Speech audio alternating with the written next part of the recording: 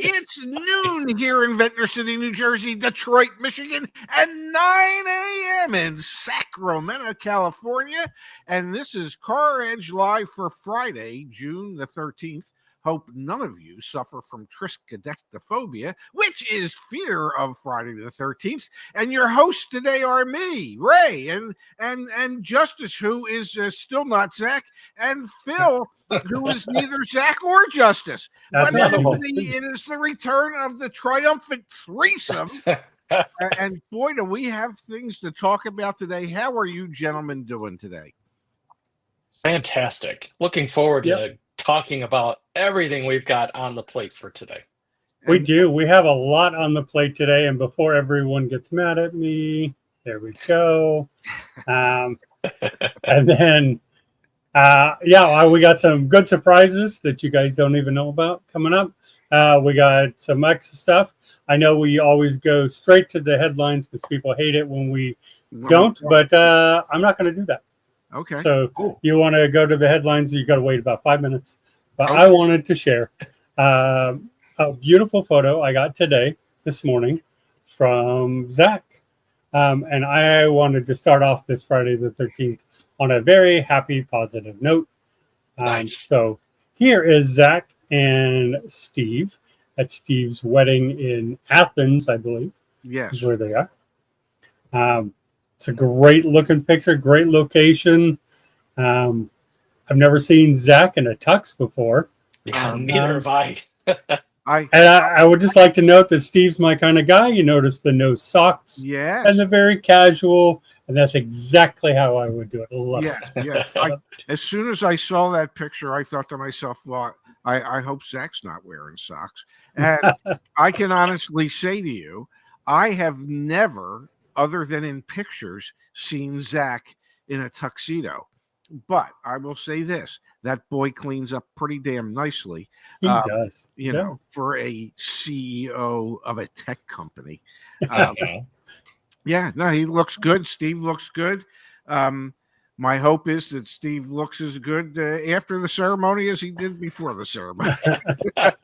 Now, see, that's where you and I differ again, right? I hope he looks horrible after the ceremony and after the party tonight, and he just has a rip-roaring great time, and it takes him 3 days to recover. Well, I don't know that he's allowed 3. No, I guess he's allowed as many days as he'd like. That's true. Wait, is he back on Monday? Is he? I don't know. I think so too. Actually, now that Ray mentions it, I don't know what that's about. But it looks like a great time. Love to see that picture. Love to start off today. Great, because the headline of today is EV sales are down year over year in the United States. Well, for April. For April. April. Yeah. Well, we don't have numbers for May yet. No. And obviously, we're still in June. So the numbers we have are for April, year over year. Sales are down, which is the first time in, 14 months? And it was a pretty significant decline in sales, was it not? Yeah, so it is. I guess I can bring that up. Yeah, right here. We'll talk about that headline in a second. It says a 6.6% decline. Yeah. That's pretty significant. It's large. A year over year. I do. I want to pick on the headline a little bit. They did exactly what we all do, a little bit sensationalism, but Tesla side 16% of the ones that slid. There only one has slid less than them. Everybody else slid much, much more than Tesla did. But it's still a slide, and it's we're not used to seeing that.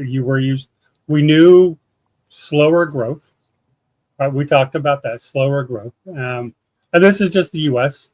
It definitely went up in other countries, but we're just talking about the U.S. here. Well, with Tesla being the number one player, and the others that slid more are such small players in Yeah. the EV space. I would disagree in the Hyundai Kia segment. Yeah, they're Really? They're pretty. other than Yeah, other than and, Hyundai, the rest are just like, I think, yeah, more yeah, pretenders than anything. But a 16% slide on the number one volume yeah. EV retailer in the United States is significant. Mhm. What was even more significant in my view, looking at it, was that GM jumped to the number two position in EV sales behind Tesla. And I mean, Tesla still Yeah. has I don't know, a 33,000 vehicle sales lead in the month. Can we show the numbers? Because when you look at the raw numbers, it's staggering how much Tesla actually controls the market. Absolutely. It's pretty large. Yes. So let's see. Let me see if I can make this a little bit bigger for everybody. I bet you can. Look, you There can. we go. So registrations of Teslas were 39,900. The next closest was Chevy at 9,160. Mhm. And that is huge in the fact that Chevrolet really supplanted Ford as the number two seller of EVs. Well, and look at that. They're up 215%. Yes. In registrations. Yes. And Ford is down 33%. And so, Chevy's doing really well with the Chevy Blazer EV and the Equinox. And the Equinox is affordable, in relatively speaking. But I mean, they've done well with those two brands. What is you hit on a key phrase there? The Equinox is affordable. Mm-hmm. That's what a mid $30,000. It is. Yeah. And the average transaction price for EVs today is what, $59,000. I feel like it's up there. Yeah. I think it was 58. I think it was 58 something, almost 59. You call it 59. So for Chevrolet to be able to offer the Equinox in the mid 30s, that is significantly below even the average transaction price of ICE vehicles. Yeah. Yep.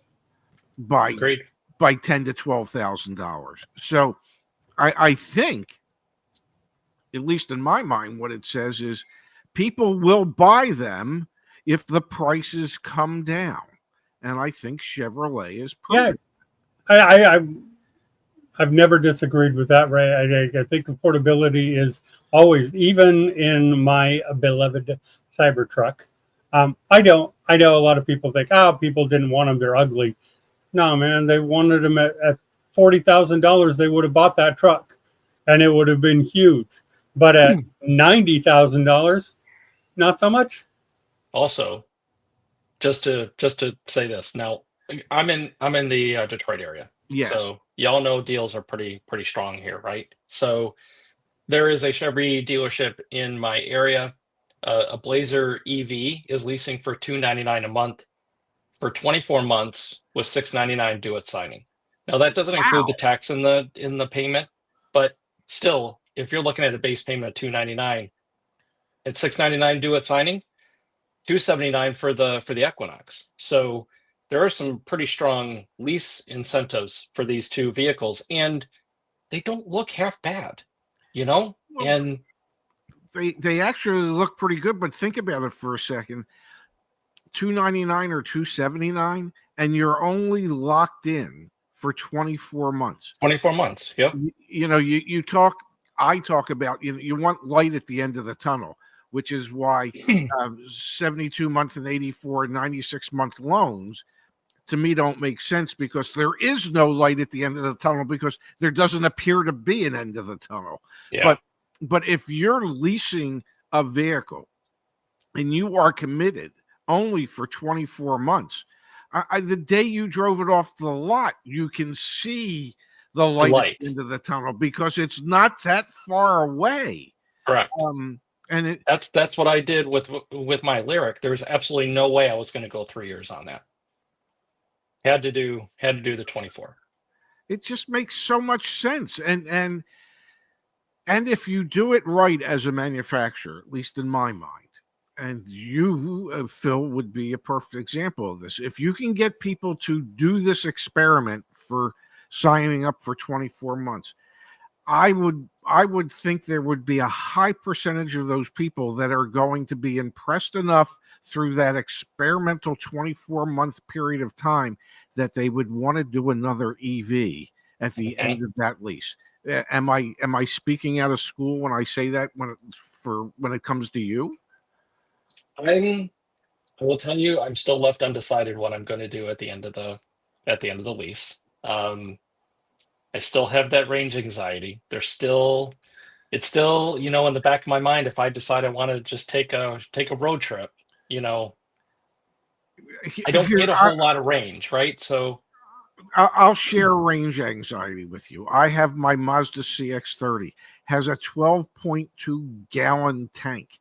I fill it up. Oh, that's small. And I fill it up, and I still have range anxiety right after. Even if I were to get the 30 miles to the gallon, that's only 360 miles. Yeah, that's not a lot. So, what people don't understand when the manufacturers advertise range for these EVs, like particularly for the Lyric, they advertise 300 miles or 304 or something like that, right? But when you're on the highway, you don't get that.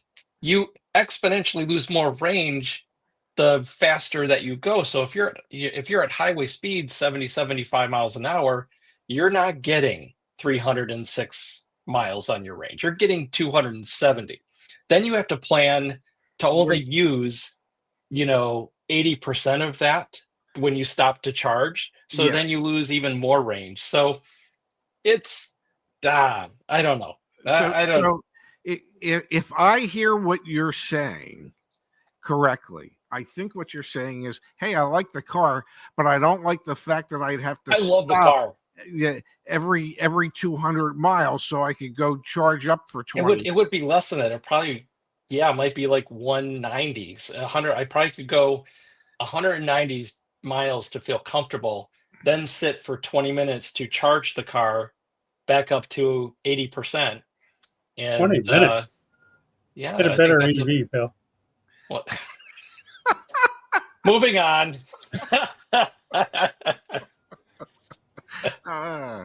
You need the only thing I say about it, Phil's absolutely correct. Nothing he said was wrong in any way. The only thing I say that people forget is also when you're towing or driving really fast on the freeway in your ICE vehicle, your MPG goes down dramatically as well. You can't go 75 in an ICE vehicle and get the same MPG that you do at 55. You Justise, but you stop. It takes you 5 minutes to fill that car up, and you're back on the road again. No, and there are more gas stations than there are EV chargers, without a doubt. With that, except in California, where we're at 50/50. Oh yes, Joe mentions the weather. Oh my God. Yeah, it's 20 degrees here in that's your big one, Phil. My range is cut in half. You do not want to do a road trip in the middle of the winter. Let me ask you a silly question. Last time I checked, Norway was, I think, a Nordic country. Yeah, which would indicate that it's really cold in the winter. Mm-hmm. How do they have? And they have what, almost 100% adoption rate for EVs in Norway. Yeah. How do they deal there with frigid temperatures and the loss of range? Is it like in Norway? Hey, we're not going far anyway, so it doesn't make any difference. I think it's that, right? It's the car culture is different, but we in the United States have a sense of proportion of how big other countries are, much like they don't understand how big we are. They're just small. So they don't have to go very far. There's not the, and they have the infrastructure, right? It was a lot easier for them to build the infrastructure because of their size, but they also jumped on it before a lot of other people, especially the U.S. Our infrastructure is just not there. I tell you, if the whole U.S. was like California, infrastructure EV wise, people, I'm not suggesting otherwise. But it would. I think the adoption rate would be very different because I can't go 10 blocks without getting to an EV charger in California. They're everywhere. But in lots of places, I know, like where Justin is in West Virginia, good luck. Good luck getting from one to the other. Yeah. Wow. I was just curious because, and I realize Norway's a small country. Especially, what is it, the size of Massachusetts, maybe?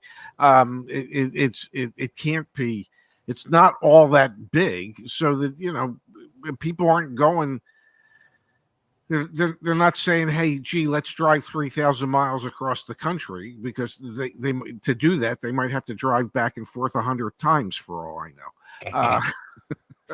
So.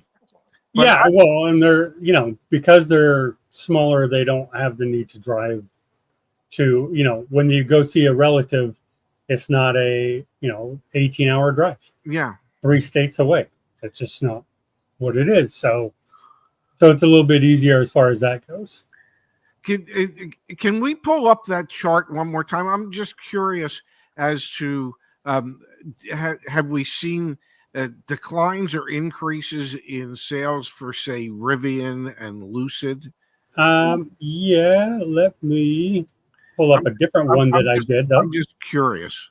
Because I anticipated this question. So give me just a second here. Here we go.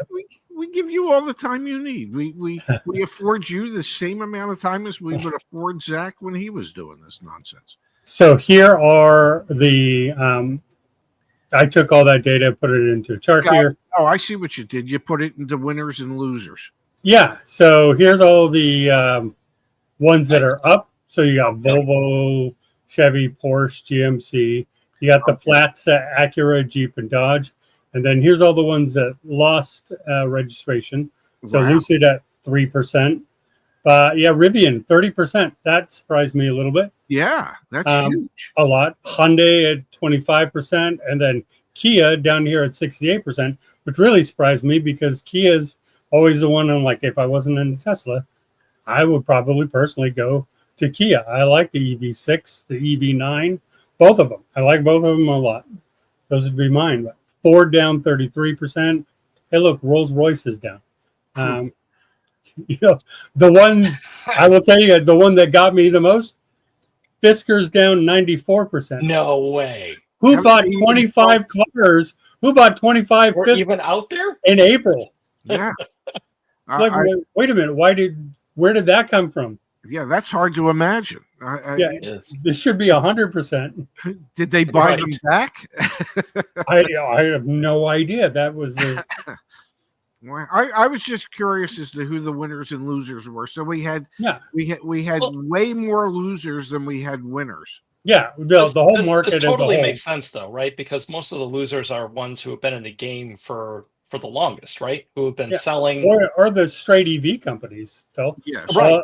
I don't think there's only Polestar in here is the. I mean, and you can argue whether it's a straight EV company, but otherwise. No one else in here and the positive is a straight EV company. Wow. Interesting. And then there's 3 that represent Switzerland in the sense that they're neutral, which would be Acura, Jeep, and Dodge.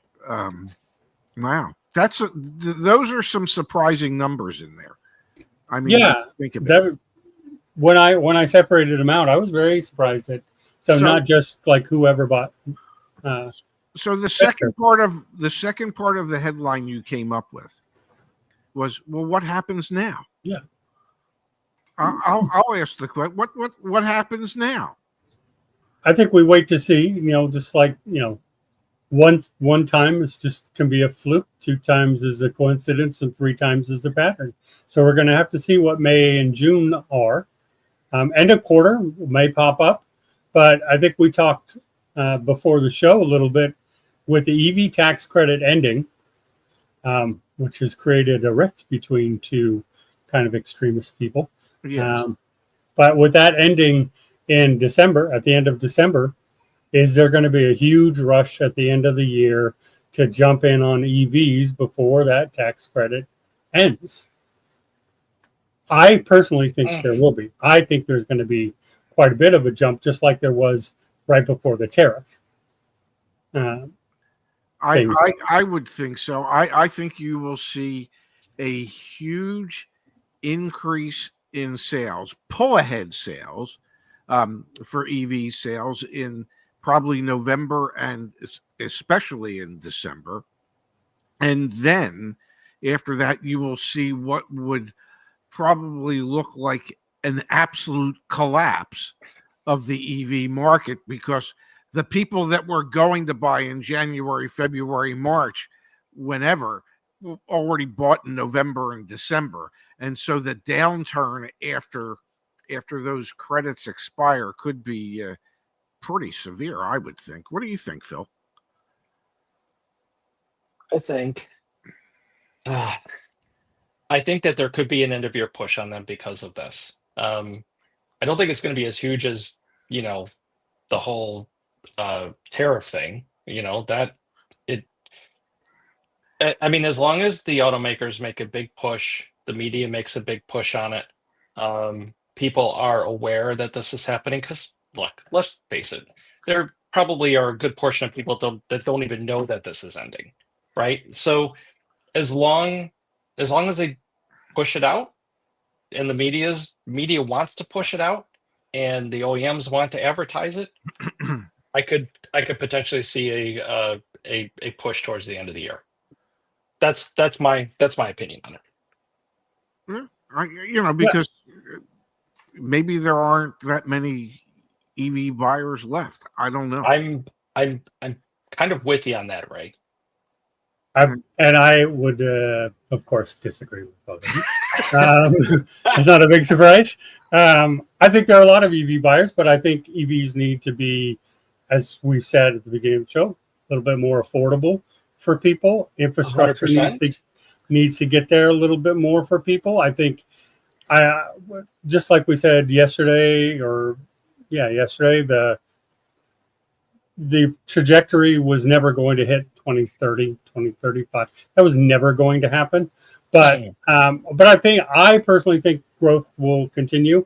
I do not believe June will be the same as April. May, maybe, just from what we see around here, Phil. In sales period, May was kind of rough, as was April. So I expect EV sales will be down in May again, but I think they'll pop up in June, and then I do think. I still think people are left uneducated about the whole EV thing. Well, yes, I still think that remains. Look, I love the car that I have. I hate the fact that I can't just drive anywhere and just be able to recharge it and it be quick, right? I think that's normal, or that's the normal feeling right now. And overall, I think it's a great car. But I think people still think about, well, shoot, what's going to happen? And not to mention, these things are tanking 50% once you drive it off the darn lot. So, until the market thinks or favors these cars and people start to look to want to buy these and get the values back up on them, or stop making them so expensive, figure out a way to get the prices down on them. It's frustrating to me. Thank God I didn't buy my car, because like I said, I'm the car stickered at, I think it was like 79. And today, if I go to trade it in, it's 45. Well, here's a question. You're on a special subsidized 24-month lease. Yes. Yep. We discussed earlier Equinoxes and Blazers have special subsidized 24-month leases. Mm-hmm. We know that the depreciation rate for EVs is astronomical in comparison to ICE vehicles. 100%. So if the leasing companies have artificially inflated the residual values of these vehicles in order to be able to offer cheap payments, Yes. what do they do with those cars when they come back and they are worth half of what the residual value is that they had set on it? What happens then? Because I've wondered that a lot too, Ray. And I will tell you, I think we have an example of what happens. okay, And I don't know if you guys are aware of this or not. And I know I'm going to be called names again in the chat for mentioning it. But when the Cybertruck was first out and it started losing range, you know what Tesla did? Stopped accepting the Cybertruck as trade. Tesla said, we're not taking that vehicle in as trade anymore. Your own vehicle. wow. You stopped taking in as trade. Now they've started again, but there was a period where, and I've never heard of that before from any OEM. And I think, part of that just really leads to that when you drop off that much, when the value drops off that much, they say, look, we don't, literally the OEM says, we don't want it. Like, what is going on? Like, how is anyone else? What's the message? Yeah, and what are you supposed to do? Yeah. Like, okay, I bought a Cybertruck, wasn't for me. Still love Tesla. Want to get into that Model Y. I go over there and Tesla says, we don't want it. What am I supposed to do with that truck now? No, exactly. Like, well, and so the question becomes for these captive lenders, what are they going to do with these vehicles that come back at these inflated residual values if they take them to the sales and dump them at the auctions? They know they're going to take a bath. And that is going to exacerbate the situation that they find themselves in, because it will have ended up costing them much more money to promote these inexpensive leases than what they anticipated. And then how does that further impact the resale market of these vehicles as these 24-month leases come back? It just pull it up. Go ahead. You start it. Pull it up. That comment. Oh, yeah. Today at auction there was roughly 300 to 400 EV cars. I'll say roughly 80% of all the EV cars that ran the lane sold successfully. But that's still a lot of EV out there, like out on the lane, because there's by percentage of how many cars get sold, that's a lot of EVs that went there, I think. So it just, to me, all this comes down to when the tax credit expires, these OEMs have to figure something else out. You can't have the car now, $7,500 more expensive when they're already declining in ownership because of how expensive they are now. So you can't make them more. Drop the MSRPs by $7,000. But then what do they do, Phil? Because we just talked about, okay, now what is the depreciation going to be? 60%? That gets insane. And how do you think, if they were to drop MSRPs, how do you think they would do that? They would decontent the cars. Obviously, they're going to take stuff out that costs money. True. So maybe you could have your first EV that has roll your own windows. I don't know. Well, if you I follow obviously a lot of the Tesla rumors and stuff, and some of the stuff that gets spotted out of Fremont, and there is a Model Y that is out in Fremont wandering around that's all covered up, that is rumored to be the cheaper lower trim one. And it looks like they're removing the light bar, and they're removing a lot of the things on it that make it sort of a more premium vehicle, and going down to basically just the base. Obviously, the screen and the buttons, that actually saves them money not having buttons. So that's not going to go there. But you are going to have a lot of, you probably end up with cloth seats instead of the leatherette seats or vegan leather seats. You'll end up with a lot of more kind of those kind of things. No frills, I imagine. Manual trunk. No more, electric trunk in those kind of models. They're going to have to do all that kind of stuff to get there, to get those cheaper down in there. Yeah. And look, my personal opinion, who can do that the best? Well, Toyota will be able to come out with a cheap, bare bones minimum EV probably. Tesla probably as well. They're not stupid over there, but I think you'll see some of the legacy players that had always operated in the cheaper space maybe come back to it. It'll be interesting what the future holds. What will happen now? Yeah, that will be interesting. An interesting thing to watch. What else do we have for today? Well, let's go to the deal of the day before we get to my favorite segment. Okay. So the deal of the day is everyone else's favorite segment, and that's great. We love that.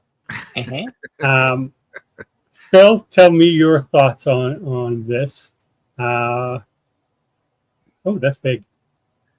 Oh, hey, it's a Blazer EV. That's right. Just what you were talking about earlier. Vehicle. Well, which is why I said, give me your opinion of it, because you didn't know what the vehicle was, and here it is. Yeah. Oh, wow. Yeah. So the cash down is actually the federal EV credit. Right.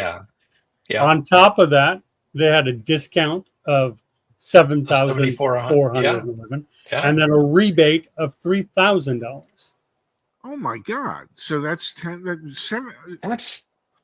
that's a pretty good deal, isn't it? To get $17,000 in savings on a $50,000 vehicle. Yeah, I don't like the value package, but when you're getting that kind of discount, I feel like it's okay. And that's what the concierge said too. The concierge is like, they tried to get it removed. The dealer's like, well, we're not going to do that. And then you kind of look at what we say all the time, what Ray has said for 5 years now. Well, look at the OTD. So they're getting it's still they're getting a $50,000 EV for $38,000, and the Blazer I think is a great EV. I mean, it's it's on the same platform as the Lyriq, and I've heard a lot of good things about it. Now, granted, this is a 2024, hence the reason for the large discount. Yeah, but still, nonetheless, $38,000 for a brand new car. And it's not like the 2025 was redesigned with some more feature. It wasn't. Nope. Wow. That's pretty good. Including all fees and everything. 100%. Yeah, it was a good, solid deal. I absolutely do that. Yeah, you would think deals like that could attract more people to EVs. More people need to know that they can get that kind of a deal. That's the thing. People don't know, and if they're afraid to approach getting into an EV, if they don't know that they can get these kind of deals, thank goodness that CarEdge is around, and we can try to promote this and make sure that people are aware of this. It's crazy. People just need to know about it. So what you're saying, Phil, is that people need to be educated into the market. Yeah, man. Yeah. Which leads me to Ray. What's the favorite segment? Really? You have got to be kidding me. Right. So I didn't have time to redact this, so I'm not going to share the screen on this because I have no interest in shaming anybody. Yes. In any way, shape, or form, but it is a good lesson for education. Okay. We had a person go into one of our partner dealerships Whether they knew that was somebody that we work with regularly or not, I'm unclear. Yes. But they went in there and they said, "Hey, I'm working with CarEdge, and I want a discount on this Toyota Highlander hybrid. Wow. I want it built for me, and I want it here by the end of the month, and I want 15% off." Wow. And they said, "What?" Oh, and sorry, this person went to the general sales manager, not a salesperson. Went Okay. straight to the general sales manager. Okay. And they said, "Who are you working with?" They said, "Oh, my concierge is Ray Shefska." Wow. Yep.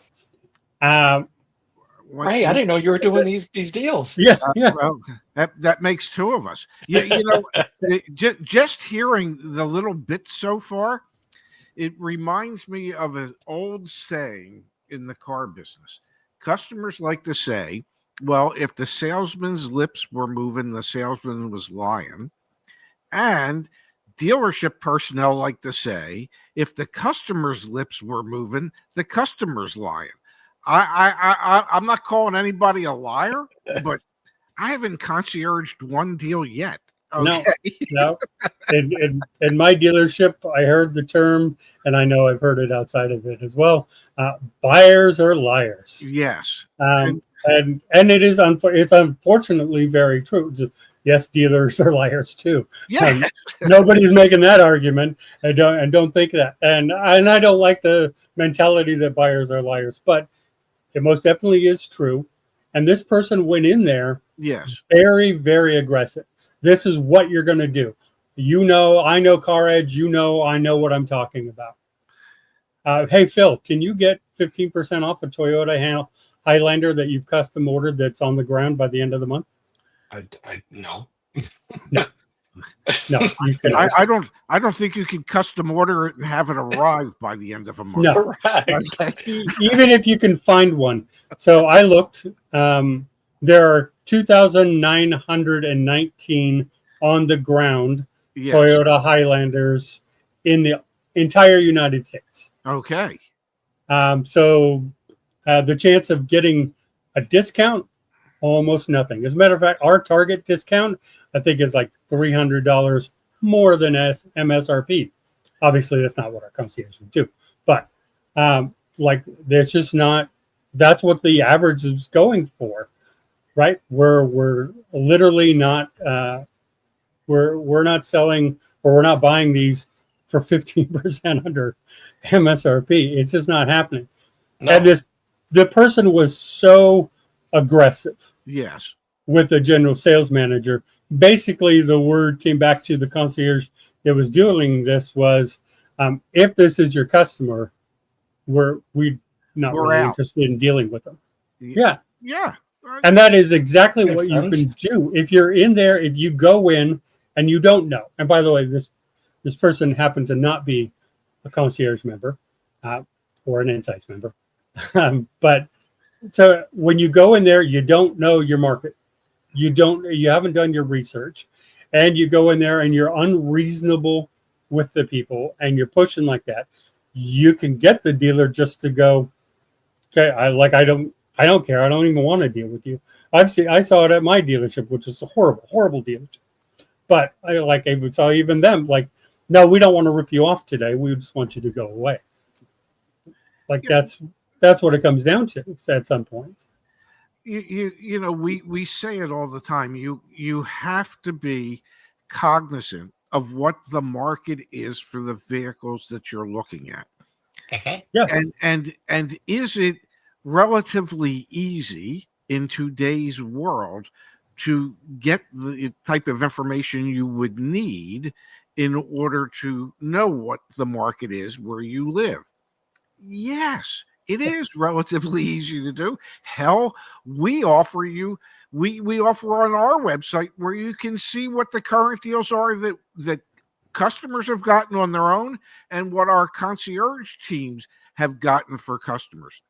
Yep. Those deals are there to be viewed and used as information for you when you go in. So to go in with an attitude and expect to tell somebody what they're going to sell something for that is hard for them to get their hands on, and to be adamant about it is pretty much going into a dealership saying, I don't really want to buy a car, and let me show you why I don't really want to buy a car. I mean, because that, you know, tell me you're not really in the market for a car without telling me you're not really in the market for a car.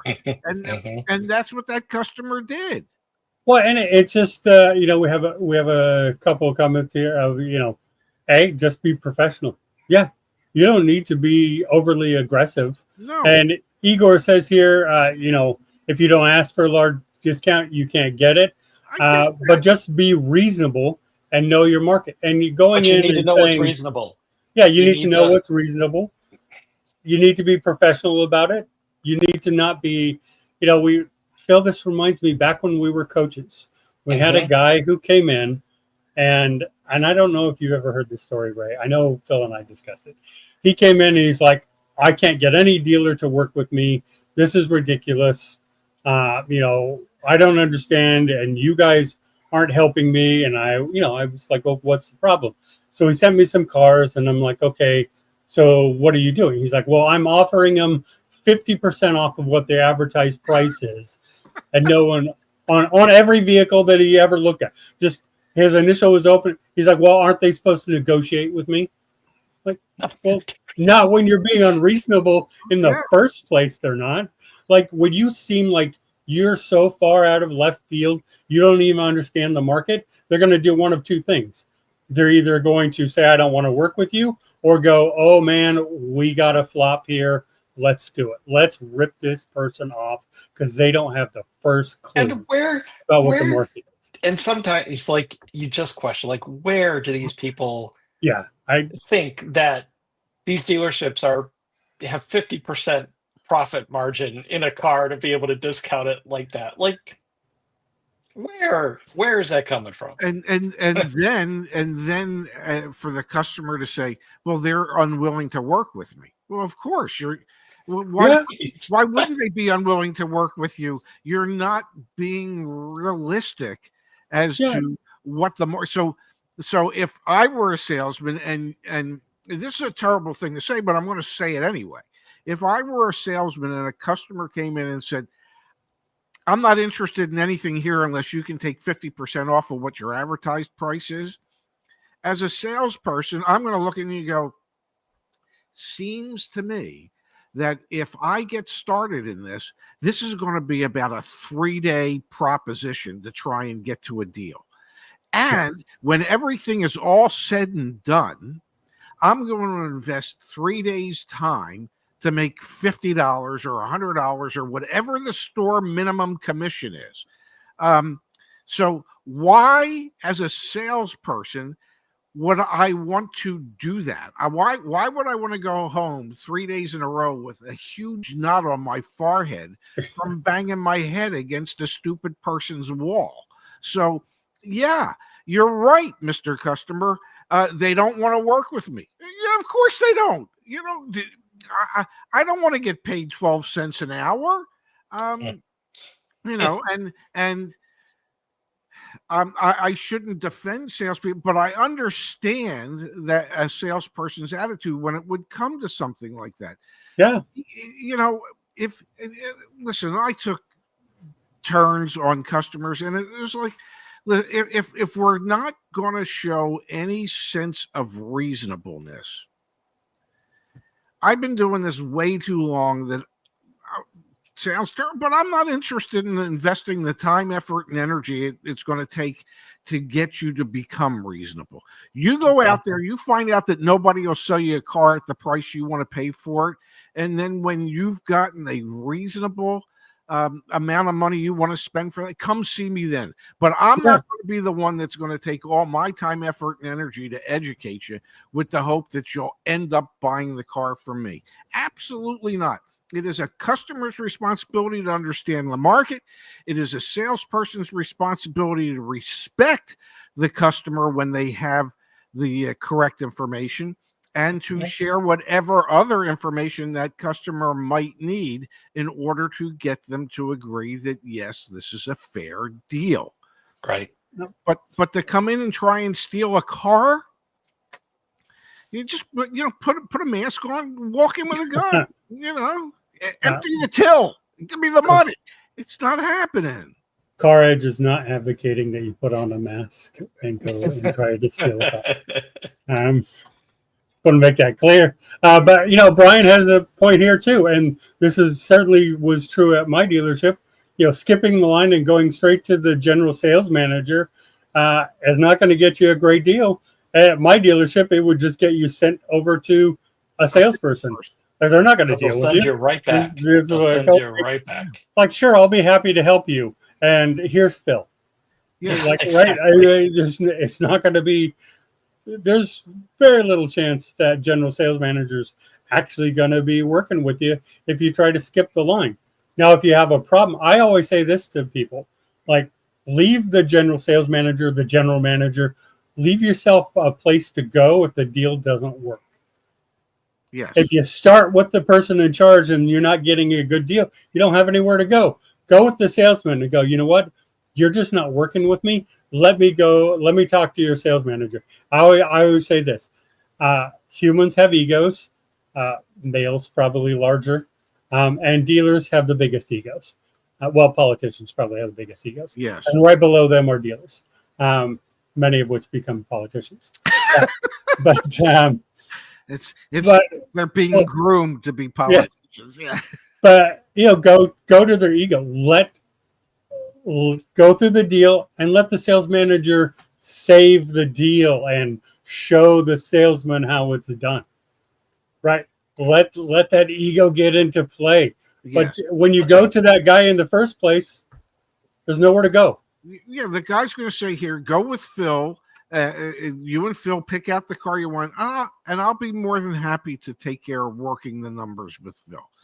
But am I going to go pick out the car with you? Am I going for a drive with you? Are you sitting in my office so we can negotiate? No, I've got 10, 15, 20 people that need to be able to get in and out of my office at any given moment. So, will I oversee it? Yeah. Will I do the deal? No. So yeah, I know. Imagine if every GSM did that. You know how the deal already takes you 8 hours. Yeah, right? You're already in the dealership for 8 hours. Now it's like, hey, pull up a cot because it's going to be tomorrow morning. I have to desk all the deals myself individually. Yep. Like, right? I'm like, come on, it's just not. It's not the way to go. And people need to go do that and understand the market, understand how dealerships work, and be reasonable. I agree with Igor. Like, yeah, you need to ask, but you need to be reasonable. You can't get what you don't ask for. But you can't. It is akin to if somebody has their house on the market and they're asking $400,000, and you go in and you make an offer of $300,000. And they come back and just say no. And you go, well, why didn't they counter? Well, because you offended them. Yeah. Okay. And you can do the same thing at a dealership. You can offend them. I know. It should be really hard to offend car dealers. It really is. But you can. And when you do, when that happens, there is no obligation on the selling party to say, I want to continue this conversation. I would like to have this conversation with someone else. And that's what happens. So, anytime you negotiate something, you can't take the position as the negotiator that I am going to offend the person I'm negotiating with, because then it becomes, their position will become intractable. And you're never going to get anywhere. Yeah, that's what you don't want. You want to go in there reasonable. Aggressive is fine as far as the number you're going for. But I wouldn't say go in aggressive and I know people are like, oh, there's the car dealers, I'm going to go smash them. I'm like, go in with confidence. Don't be aggressive. Yeah. Go in with confidence and be professional. you get your confidence from making sure that you've done your homework. You're going to get respect if you go in there knowing your stuff. Yes. And you're most likely going to get close to what you're looking for, if not matching what you're looking for. If you go in professional, educated, and, giving more sugar than spice. Yeah. That is it. As Brian says, there's certainly truth to catching more flies with honey. Yes. I mean, look, and if you start way up here, where are you going? Where are you going? Like for me, like in everything, I usually start very nice. Can I get aggressive? Yeah, I can get aggressive. I can get rude. But you know what? I'm going to start me right here, and be very reasonable and very kind and make my ask. And then if I have to get a little more firm, I'm going to leave myself some steps to go to. Yep. Yep. Well, that was a great. You really got to be kidding me. It was. It was great, and I figured of all people, Ray, you would appreciate that. I love name dropping Ray. It's probably not the best thing to do. No, probably isn't. Yeah, I don't appreciate it. I wouldn't drop that guy's name, so you shouldn't drop mine. Yeah, just say it. But guy, that's even for Justise time, we're pretty far over our time. We did 50 minutes today. But yeah. So thank you, everyone. Zach will be back on Monday. He will. Yes, Zach flies back tomorrow. Okay. And because of everything that'll be going on in DC, he has to fly into Philadelphia tomorrow and then catch a train. Okay. So I'm pretty sure he's going to be one tired kid Saturday night when he finally does get back to his place in DC. But he will be on the show Monday, and we have some special stuff scheduled for next week with Zach and I. I think we're going to be spending some time together. So nice. I'm like everybody else. I always love it when you guys are together. Those are the best shows. Well, it's going to be nostalgic, right? Because of when you guys first started and we got together doing all this. Sorry, the second best shows. The best shows are when Phil and I are on. Yes. The second best shows are when it's you and Zach. Well, thank you, Phil. Thank you, Justise, for filling in. Thank you, everybody, for being here. Everybody have a great weekend. And if you do have a fear of Friday the 13th, please try your best to get over it. Have a great day, everyone. Agreed. See you, everybody. Bye.